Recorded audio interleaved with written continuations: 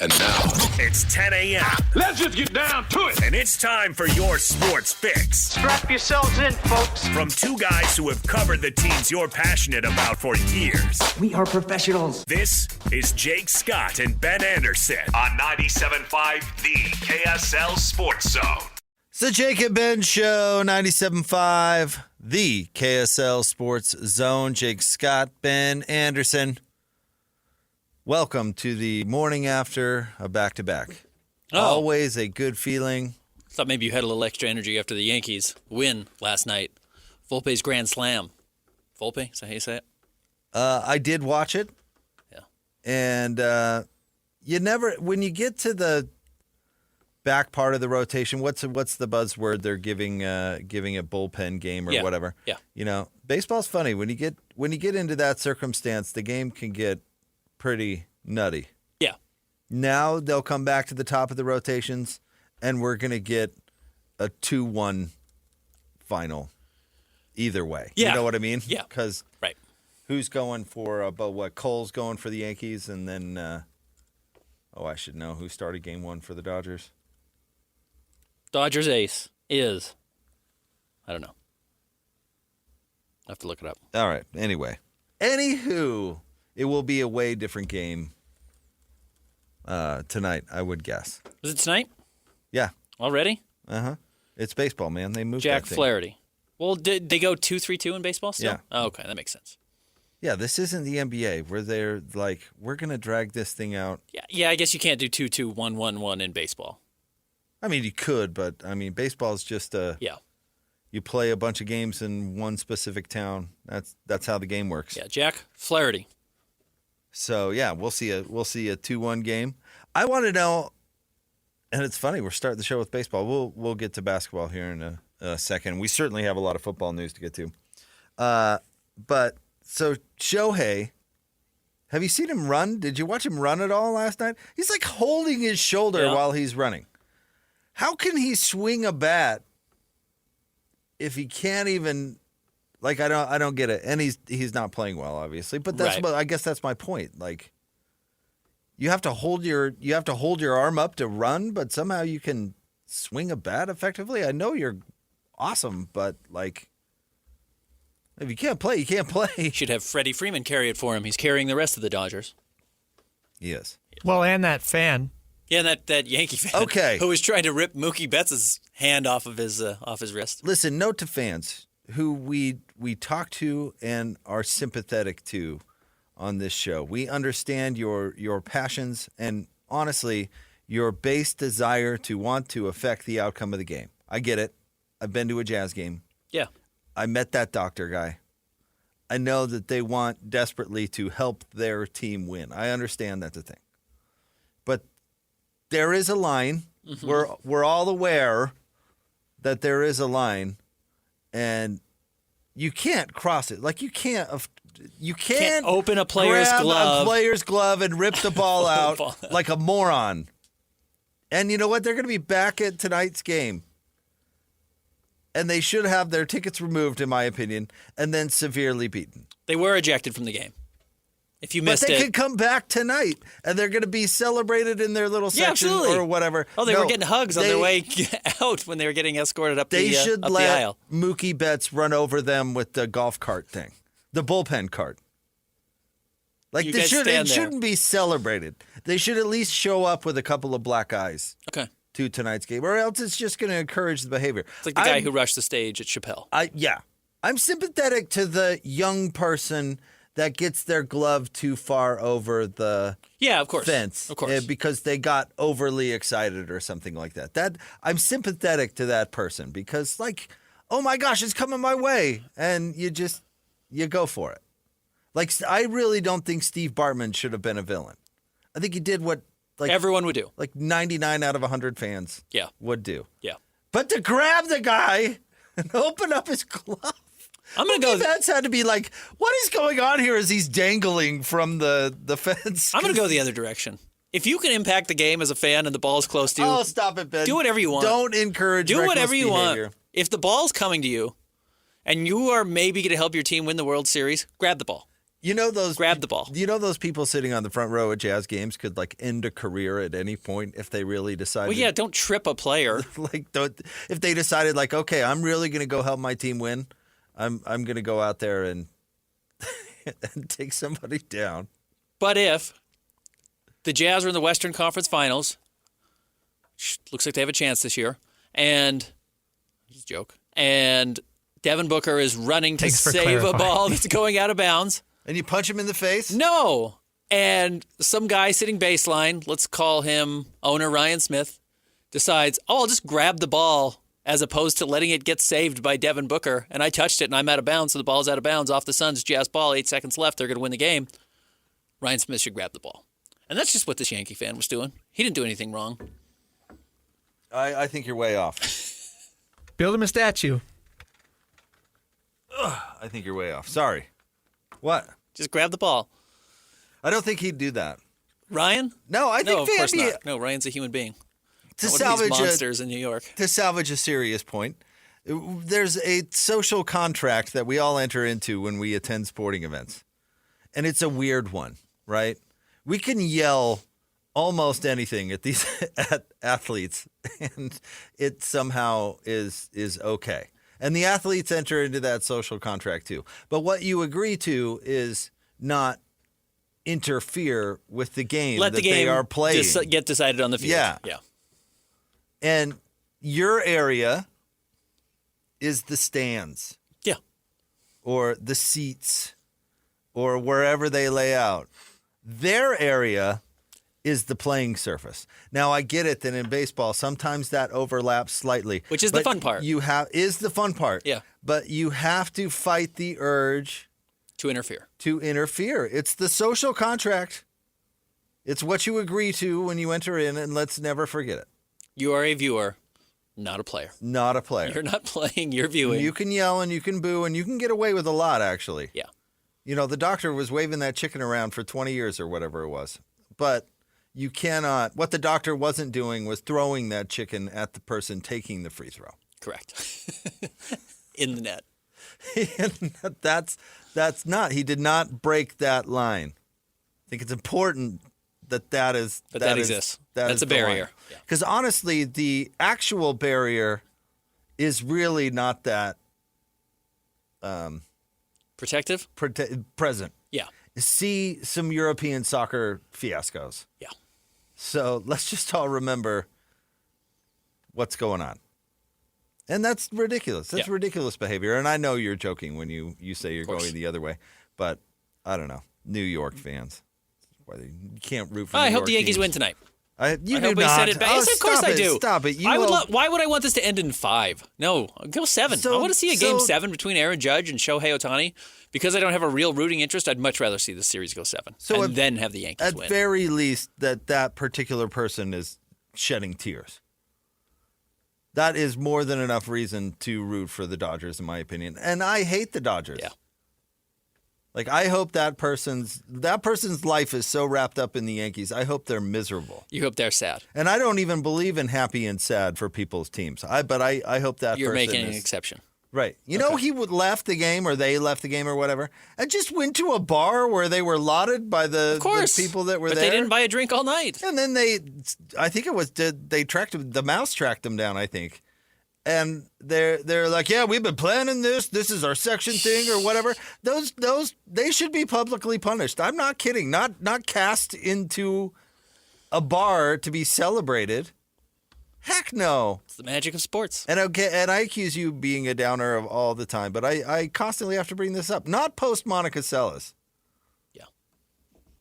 It should not be tolerated, and it should be punished. I know people think streakers are funny. They're not. If you don't know Monica Seles, a fan ran onto the tennis court and stabbed her. Stabbed her. End of story. End of story. Yeah. And you know what? She was dominant when that happened. And that was the point. The guy was a Steffi Graf fan. She lived. She lived. Yeah. Never the same. Yeah. Return to a really good level. Never the same. How could you? Yeah, right. Anyway, sorry. That took a sharp turn. Didn't really mean it to be.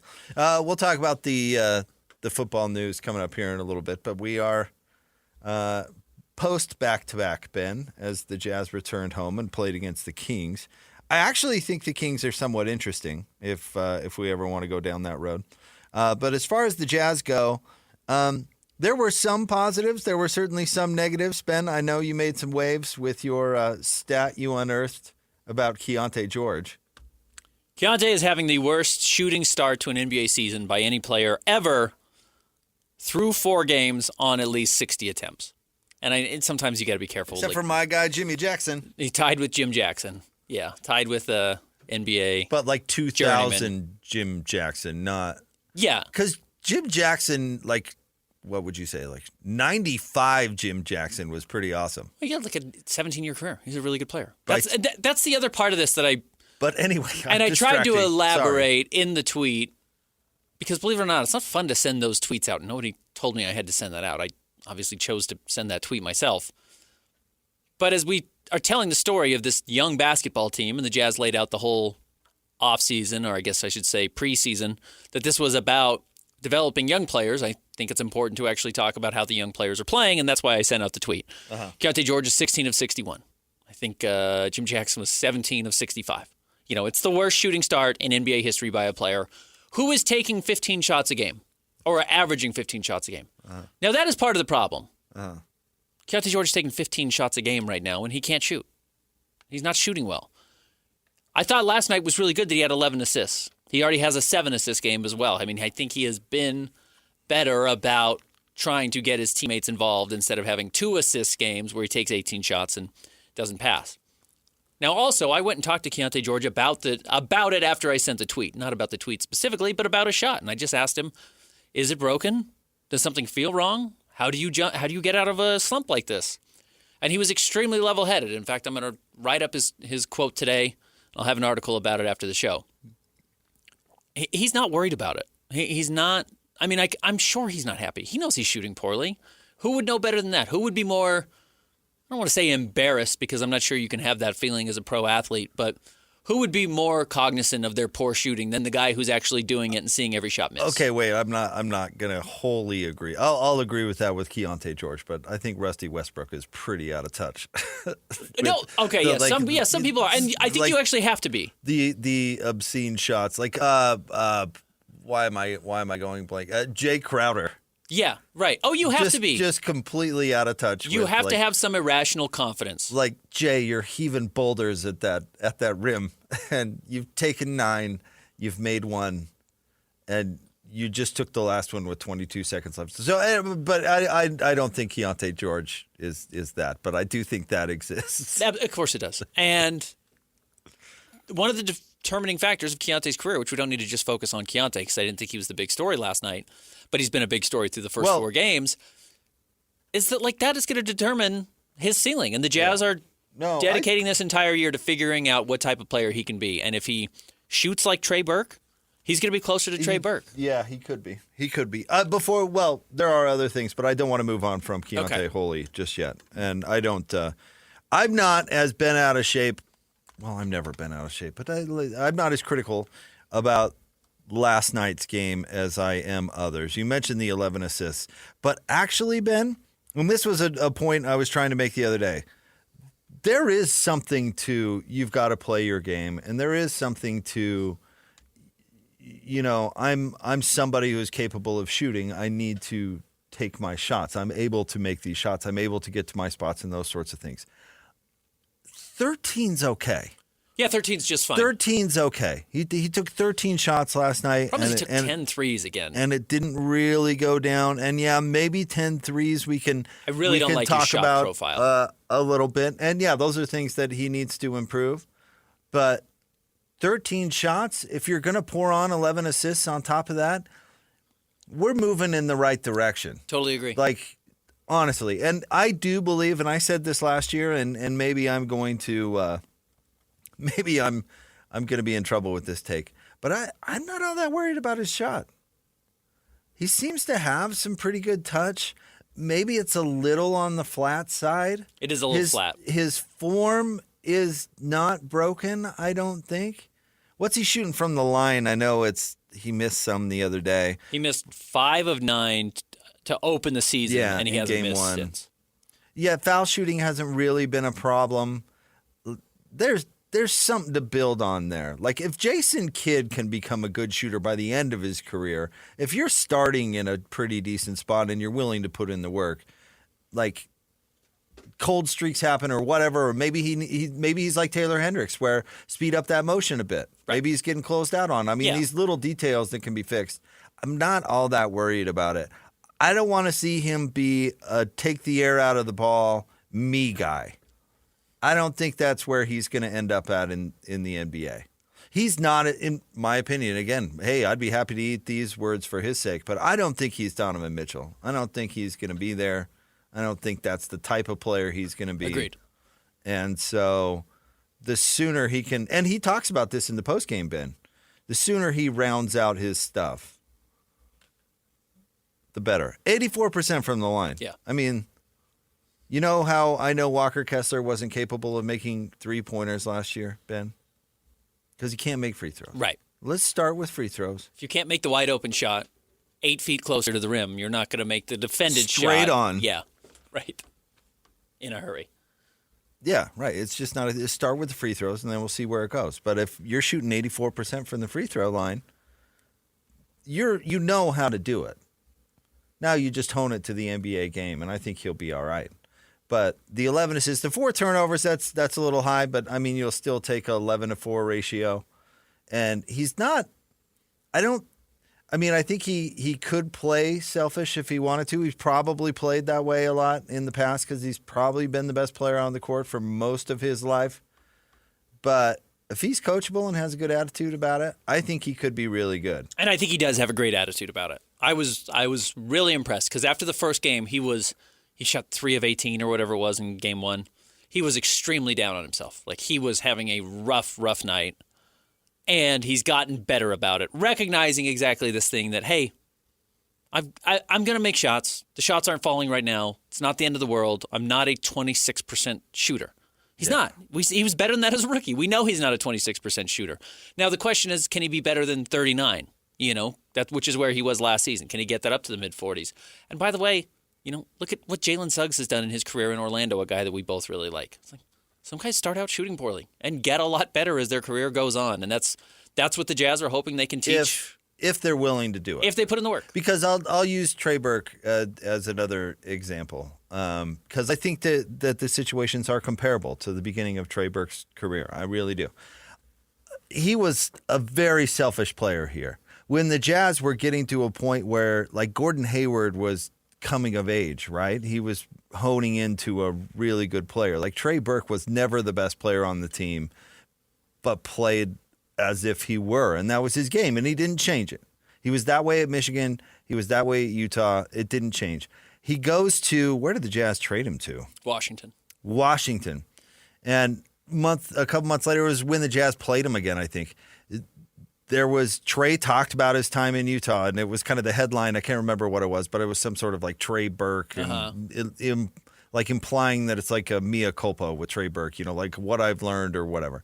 Because I've seen this a million times, right? Darren Williams saying, it was pretty good in Utah or whatever.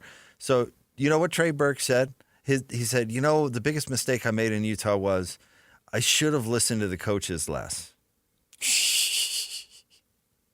That's what he said. He did have Ty Corbin, who was a bad coach, but he didn't have all Ty Corbin. No, he didn't. Right. I don't think he had all Ty Corbin. I don't think he did either. Can't remember. Maybe he did. He may have had all. He was here longer than you. I thought he got drafted the first year of Ty Corbin, and then got traded in his third year. Either way, neither here nor there. Your point remains. I should have listened to the coaches less. Yeah, I honestly don't care who the coach was. No, you had a problem where the way that you played, you weren't good enough to play that way because you couldn't guard a chair and you held the ball the whole game, and you had these crazy games where you were like 3 of 21 or whatever. A lot, yeah. And had the stones to play that way. That was your problem. You couldn't adjust to your role or whatever. He played for Quinn. He did play for Quinn. Quinn was like, "No, get him off this team." I can't. Yeah, Quinn immediately said, "Get him off." Yeah. And I don't think Keyonte is that way per se. And I actually think last night's game was somewhat proof that he's a amenable to, I'm going to not be 3 for 18 guy. And if I don't have it going, I don't have it going. But 13, I'm actually okay with it. The role that he's given. Now he's got to start making them at some point. I'll grant you that. But, and that's another part of this conversation that, again, a short tweet with 270 letters or whatever it is that I can put in there lacks context. And I'm aware of that. And that is a little bit reckless on the tweets that I put out. This might be the Jazz's coaching staff's fault. You are reckless. This could absolutely be the fault of the way the Jazz are asking him to play. I don't think there's any way that Will Hardy, play hard and pass guy, is telling him to go let that fetcher fly. Has he ever pulled him off the court? I know, but I don't see. I think that's part of the patience thing. I don't think that's not his mandate to pull guys off the court and be demonstrative, or else the few veterans they have will go back to playing the whole game, and that's not what they want to do this year. The Jazz have given Keyonte George a ton of rope. And you worry that they don't give him so much to hang himself. You know, they do have to be careful with that, and they've got to find the sweet spot for him. If they feel like it's just give him more and more and more, it could ruin him. If they figure out where they can put him in this sweet spot to make sure that he's getting the right types of shots and he understands what shots are acceptable and what aren't, that could help him. But I don't know. I don't know what those conversations are like behind the scenes and what they're doing in practice. He seems to have a green light. You're getting down to the controversy of so many things. Where's the balance between you gotta earn it and I believe in you? Yeah. And it depends on who you're dealing with. Because some people view the slightest, well, you gotta earn it as, what, you don't believe in me? Yeah. Huh? You don't believe in me? I mean, that's like 90% of the people entering the transfer portal in college sports, what do they probably say? Well, like, they didn't believe in me. They don't believe in my skills. They don't see it as, well, I got to go earn my place. Not everybody sees the world that way. Or I'm not seasoned enough. Yeah, right. Whatever it is. You know? Yeah. And if you throw somebody in the deep end, sometimes you're saying, I believe you can swim.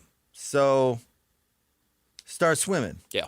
But then you run into, well, I should have listened to my coach less. And how do you reach that? Believe in them, don't believe in them, earn it, don't earn it?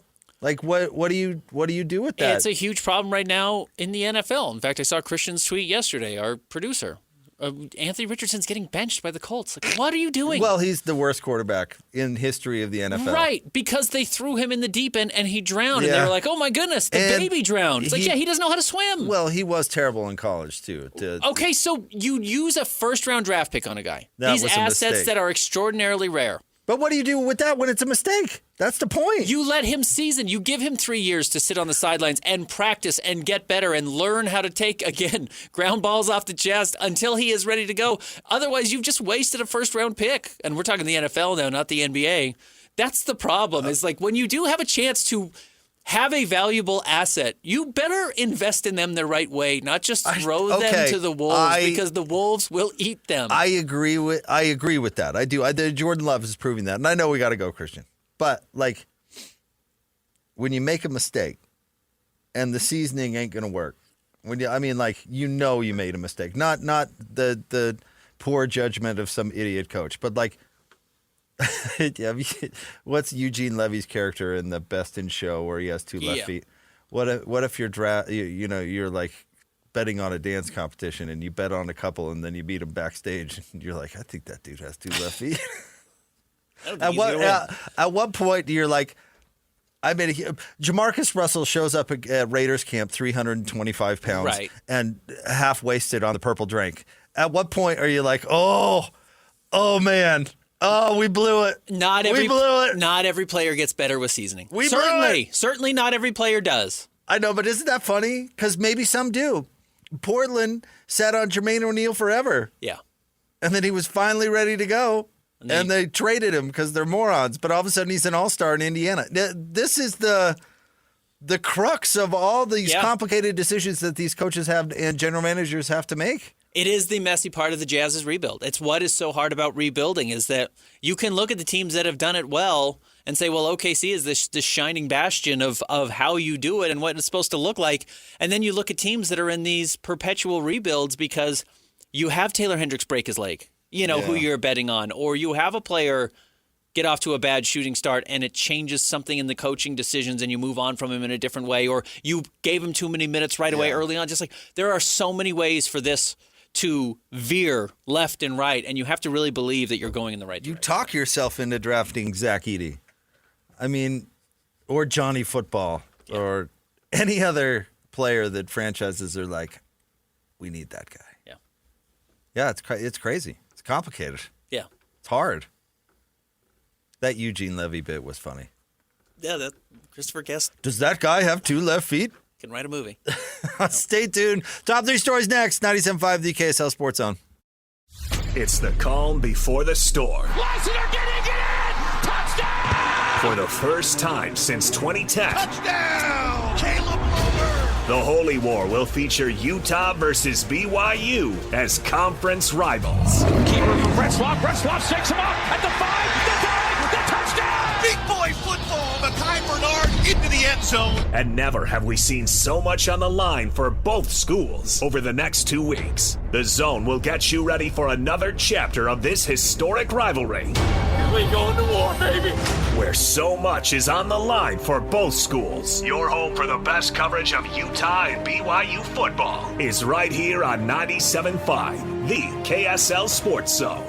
I'm ready for war. Break down the biggest stories of the day. This is the top 3 stories of the day on KSLSports.com. On 97.5, the KSL Sports Zone. Jacob Man, 97.5, the KSL Sports Zone. Want to remind you about the Hercules Hero of the Week. Nominate the youth sports volunteer you know for the Hercules Hero of the Week. Submit your nomination at kslsports.com/contests and listen every Thursday afternoon to JJ and Alex for the winner. Help us celebrate the efforts of those volunteers making an impact with the Hercules Hero of the Week, sponsored by Hercules First Federal Credit Union and Beehive Meals.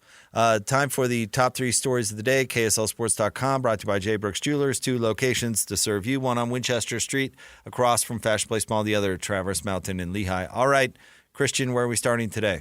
Number 1, yesterday, Kyle Whittingham confirmed that Isaac Wilson and Brandon Rose are splitting reps. Yeah, we're going to evaluate this week. There's 2 guys in the running, obviously, Brandon Rose and Isaac Wilson. They're taking equal reps this week, and we'll see where it goes from there. Good plan. Little eye roll there from me, Ben. I don't know your reaction. I said yesterday, they made this decision before the season. And I don't know why. I don't know. Go playing the back and forth game with the true freshman seems to me like a bad idea for everybody. It's not a bad idea if you don't think he's going to be starting for your team next year. Are you comfortable saying that right now about Isaac Wilson, who is one of, if not the biggest quarterback recruit Utah's ever landed? Can I float something out there? Okay. That is wild speculation. The new guy might not be on Team Isaac. Okay. That is wild speculation, but I understand what you're saying. Yeah, I'm not trying to. I'm not even speaking rumor. I'm talking out of my backside. I have no idea, but. Like, they didn't make the switch. I don't know. It feels to me like a disagreement in the room over the quarterback situation may have led to some of the disagreement. You know? Like, Bajakian may have had a different opinion than Andy Ludwig. And maybe that's not such wild speculation, but maybe there was a difference of opinion there. I don't know who made the decision to make Isaac the backup quarterback. He was Coach Ludd's recruit.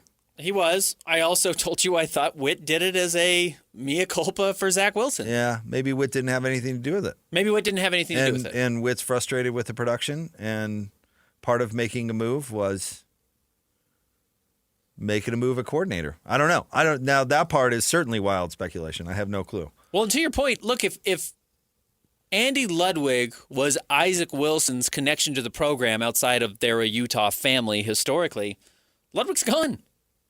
Isaac Wilson might be gone too.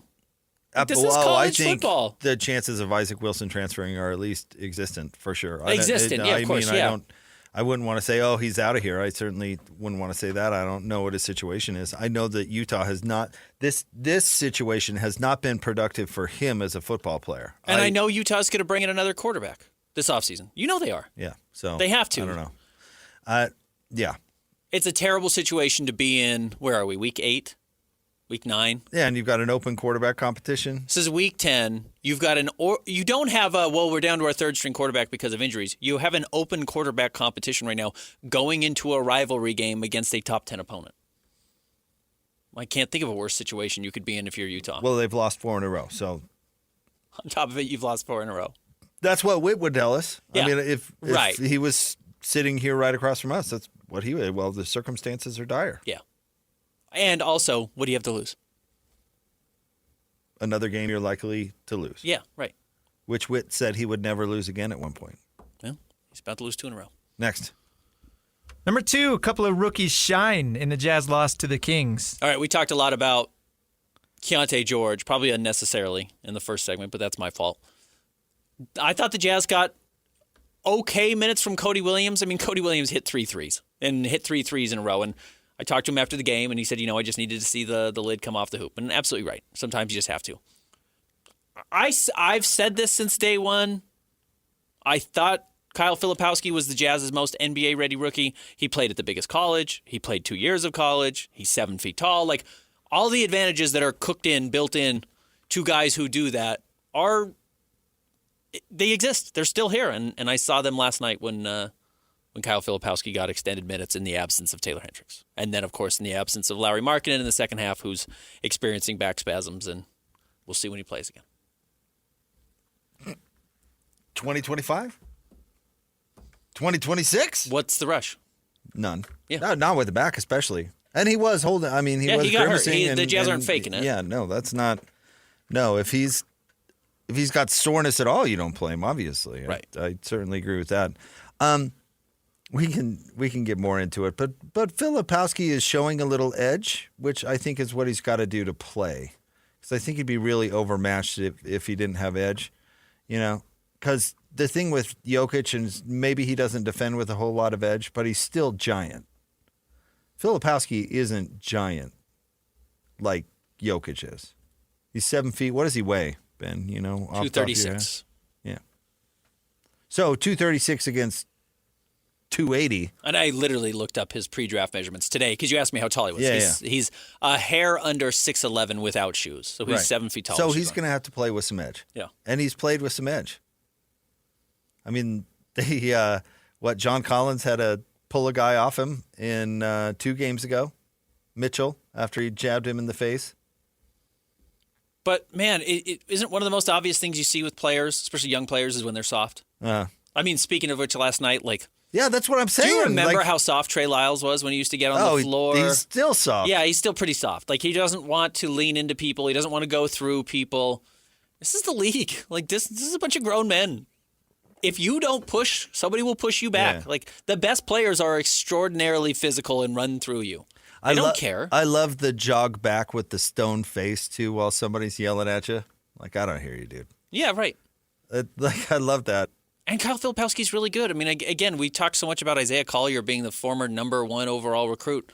Okay, Isaiah Collier, Kyle Filipowski was the 4th. He's the 4th biggest recruit in the country when he went to Duke. He was a huge, huge name in high school sports and then college sports when he went to Duke, and had an okay first year, had a pretty good second year. People overanalyzed him going into the draft because they looked at all the things they didn't think he could do and ignored that he's a really skilled 7-footer, and that's where the NBA is trending. Mm-hmm. I agree. He rebounds. He plays hard. He's mean. He's smart. I speculated yesterday, the obvious trend in the NBA. There's tons of them, but the one that always sticks out to me is Shaq was so dominant that every team had to draft the next Andre the Giant. Yeah. Even though they were not skilled and it didn't really catch on, and they certainly didn't stop Shaq. Everybody drafted one of these giant, doughy players that weren't NBA players. The skilled big, and I don't know if you want to say that Jokic started it, because I don't think he did, although I think he's the best at it. The skilled playmaking big is now a thing. And maybe not everybody has Jokic, just like everybody didn't have Shaq. But if every team could use that guy and use that role, because that's the way the NBA is going, and it's conducive to that, and it's very effective. You know, Şengün isn't Nikola Jokic, but he's really good. He's really good, yeah. He's really good. Yep. You know, I mean, and we can go back to Arvydas Sabonis, and we can go back to some other players, but I think it's a thing. I think it's a trend. No, absolutely. Look at Chet Holmgren. Look at Victor Wembanyama. Yeah, they're 7'4", but they are great passers. Super skilled. One of the things, by the way, on that point, quickly, what I like about both Cody Williams and Kyle Filipowski, they pass. Like, they are willing to pass. Yeah. They'll throw the ball across the court. They'll move the ball forward. They do not want to catch it and dribble. I really like that. I was just surprised he wasn't shivering the whole time. Because it is cold down there. 7.5 degrees on the court inside with the ice under there, and he doesn't have a whole lot of meat on the bone. He does not. I bet he's cold. Yeah. Next. Number 3, BYU basketball ends commitment from Orem prospect Chamberlain Burgess. I'm being serious. Is this Chris Burgess' kid? Nephew. Okay, I was going to say the Burgess thing can't be a coincidence. Well, I wonder how they got him. Yeah. Well, he got NIL money and they got his uncle. Oh, he didn't take any money. He took a discount? No, I don't think he took anybody. 4-star prospect. Yeah, I mean, BYU is loading up. I'm really, really curious to see if Kevin Young can coach. He can recruit, apparently. Yeah, if you're going to sell the we're going to get you into the NBA message, which they're obviously doing, and we're going to pay you like it, you do have to deliver. And by the or way, it does fall flat. It so can't just it'll be one or the other. It can't just be we're going to get you to the NBA and we're not going to do anything else with you. No, it's got to be all or nothing. And they got to put them on the big stage. You know, you got to be winning Big 12 tournament games and going into the NCAA tournament and all the things. Beating Kansas in the ESPN showcase of the whatever. You got to deliver on all that stuff. But I mean, we were talking to Ryan Hatch, who works down in Arizona and running a bunch of stations. Used to be here, and Ryan was saying he's the guy. I mean, he's the real deal. He's a great coach and was going to get an NBA job very soon. So if all that proves out to be true, look out. Yeah, we just haven't seen it. Yep. All right, stay tuned. We'll have more next. Jake and Ben, 97.5, the KSL Sports Zone. This is DJ and PK. BYU rolling over UCF to go 8-0. Can you believe it? This is an impressive development. All the superlatives you want to use. Shocking, surprising. Give me another one. You can't say unprecedented. They have gone 8-0 before. But I don't know if it was as surprising with any of those teams. And the great thing, it's all earned. Nothing has been bestowed upon them. They didn't get any bestowage. They were bestowage free. Going into their 8th game, they were still an underdog. So even in the moment, they weren't getting any bestowage. Now, the windows of heaven have just exploded open, and it's all earned. That's what's so cool. Everything about this is earned. Nothing was given. Nothing. Catch DJ and PK mornings from 6 to 10 on 97.5, the KSL Sports Zone. The sports you love, the teams you can't live without. Get a sense of urgency! This is Jake Scott and Ben Anderson on 97.5, the KSL Sports Zone. Jake and Ben, 97.5, the KSL Sports Zone. Jake Scott, Ben Anderson. This segment is brought to you by Peach Doors and Windows. Amazing home transformations begin with Peach, where 5-star reviews are the norm. Call them today for your free in-home estimate, 801-566-1255. Peach Doors and Windows. You ready for Halloween, Ben? Yeah, I think so. How decorated is your house? A lot. What do you mean a lot? I bought a fog machine. It's so decorated. A fog machine? I have one of the giant Home Depot skeletons. We did construction paper cutouts of all the monsters that are in the window. We built a ghost face, which is the killer from Scream, and put it in the window. I got a fog machine. I've got lights that look like a cobweb. And then inside we've got all kinds of stuff. So yeah, it's looks like a haunted house inside. It's a fun house. Are you going trick-or-treating, or are you staying home for the trick-or-treating? I'm not. I'm actually sitting out the Jazz game. tomorrow night. I'm going to have Chandler cover that one because my kids are getting to the point where it's going to be the last couple of trick-or-treating, and I want to. I'm with you. Our guy, John Paul, is helping me out tomorrow. Nice. So I'm going to. Same reason. Appreciate A, KSL Sports being willing to allow me to do that, but B, also Chandler filling in. So, yeah, I'm going to spend some time with them, and then I'm also going to be home for the other trick-or-treaters in the neighborhood. Again, I'm new to this neighborhood, and we've got all you can't have the most decorated house on the street and then not be there for Halloween. You know what I mean? Yeah. Well, yeah, we're going to turn out all our lights and hope you don't get egged. People just keep I'm going to come egg your house. I've never been to your house, but I'm going to come toilet paper you. I mean, because I've got the night off. I'm not working. No, we'll put out the bowl. Okay. But yeah, I gotta go walk around with the kids. Yeah.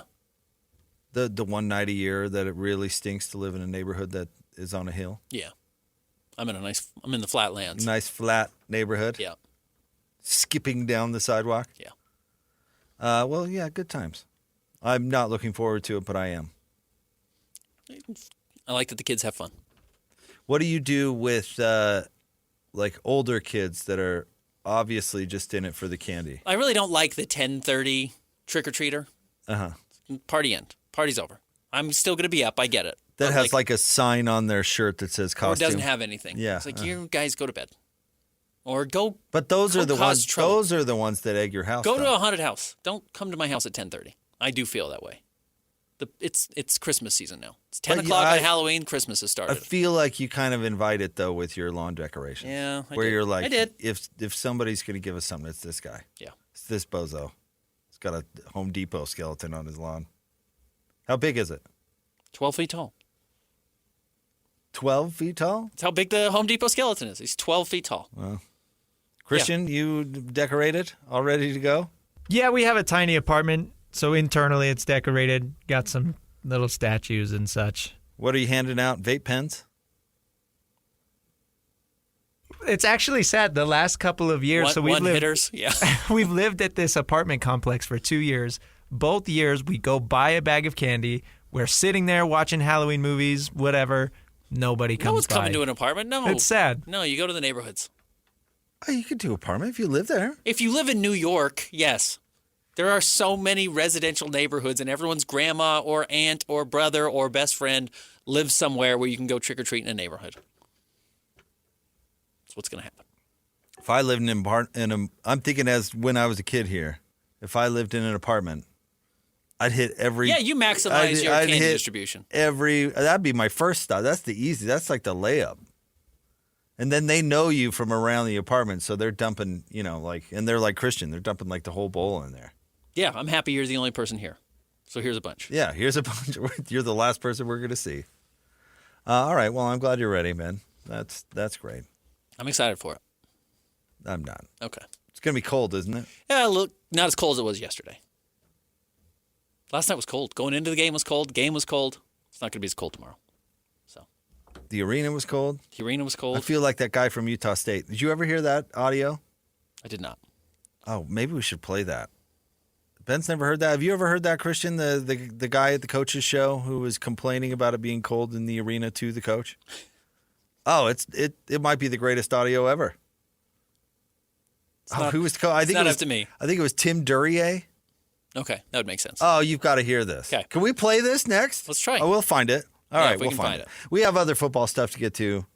BYU rolling and Witt going back to something that I never thought I would ever see again. Okay.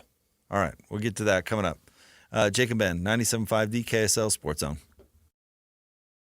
Take the Zone with you wherever you go. Download the KSL Sports app to get live streaming of your favorite shows. Downloading. Download the latest podcasts and get all the latest breaking news on the teams you can't live without. Everything you need delivered right to your phone. Let's go get them where we can get them. Just search KSL Sports on your app store of choice. Download it now. The KSL Sports app, presented by University of Utah Health.